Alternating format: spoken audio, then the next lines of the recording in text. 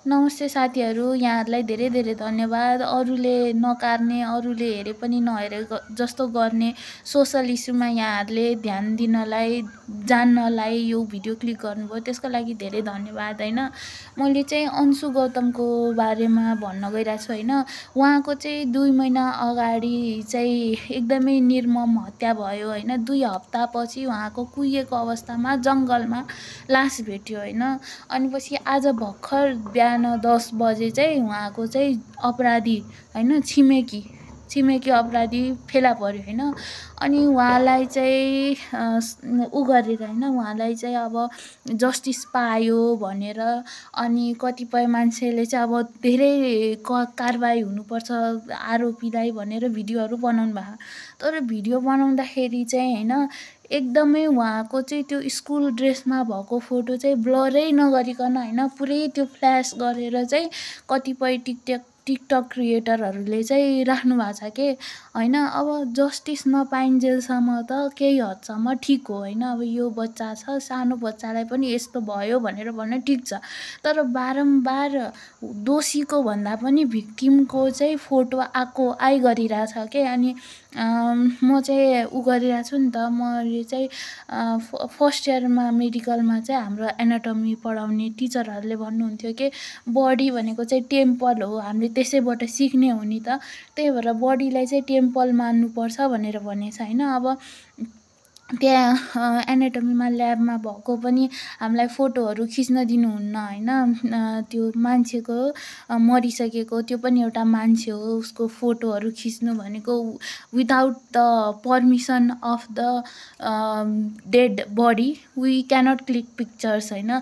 अनि त्यस्तो अवस्थामा होइन, अब त्यो मरिसकेको त्यो बच्चाको होइन स्कुल ड्रेसमा भएको फोटो चाहिँ फ्ल्यास गरिरहेछ क्या मान्छेहरूले। एउटा 13 वर्षको होइन एनिमेसन कार्टुन टाइपको बनाएर पनि त त्यो भिडियो बनाउन सकिन्थ्यो होला। त्यो बारम्बार त्यो फोटो देखाउनु जरुरी छैन नि त। किनभने अब ल डिसिज छ त्यो मान्छे होइन, त्यसको त्यो के मतलब भएर अब त्यो मर्ने मान्छे मरेर गइसक्यो भनेर कतिलाई लाग्न सक्छ। तर त्यस्तो हुँदैन नि त। त्यो बच्चाको मम्मी हुन्छ, बाबा हुन्छ, दिदीभाइ बहिनी टिचर सबै हुन्छ। बारम्बार त्यो बच्चाको फोटो फ्ल्यास गरिदिँदाखेरि त कति पीडा कति दुःख फिल हुँदो होला नि त।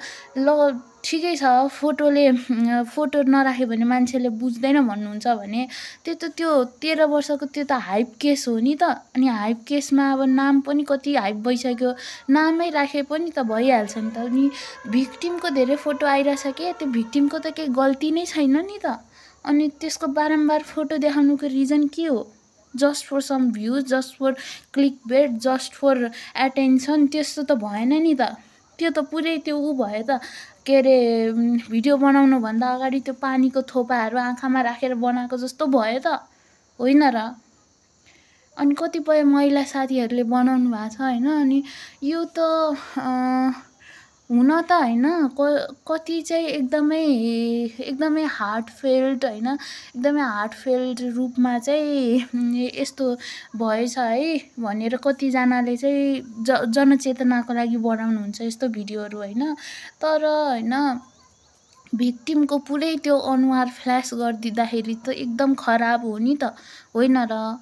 त्यो मलाई लाग्छ कि होइन यो कुरा चाहिँ होइन कतिपय मान्छेहरूले चाहिँ नबुझेर नि बनाइराख्नु भएको छ जस्तो लाग्छ कि यो चाहिँ फिलिङ चाहिँ नआउन सक्छ नि त होइन। अब पुरै आक्रोशमा हुन्छ नि त मान्छे, यो बच्चालाई यस्तो भयो भनेर देखाउन सक्ने। कतिमा रिस हुन्छ, कतिमा they try to bring up the topic in the mainstream होइन। अनि त्यही भएर त्यस्तो गल्ती हुनसक्छ होइन। तर we should consider everything because it is a sensitive topic होइन। कसैको जीवनको भ्लगहरू सेयर गर्दा त मान्छेले कति टिक्का टिप्पणी गर्छन् होइन। कसैले केही नराम्रो लेख्यो भने मनमा कस्तो लाग्छ होइन।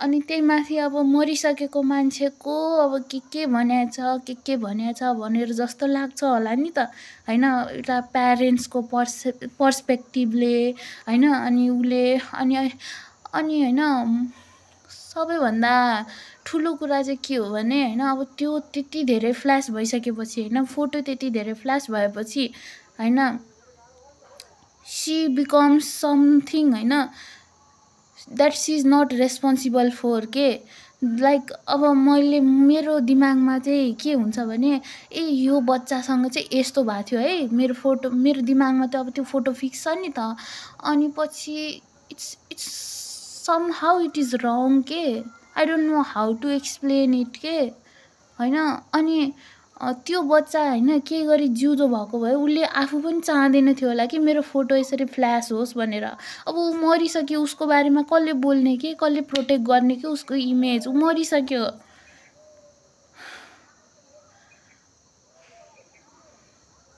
त्यही भएर म भन्न चाहन्छु कि होइन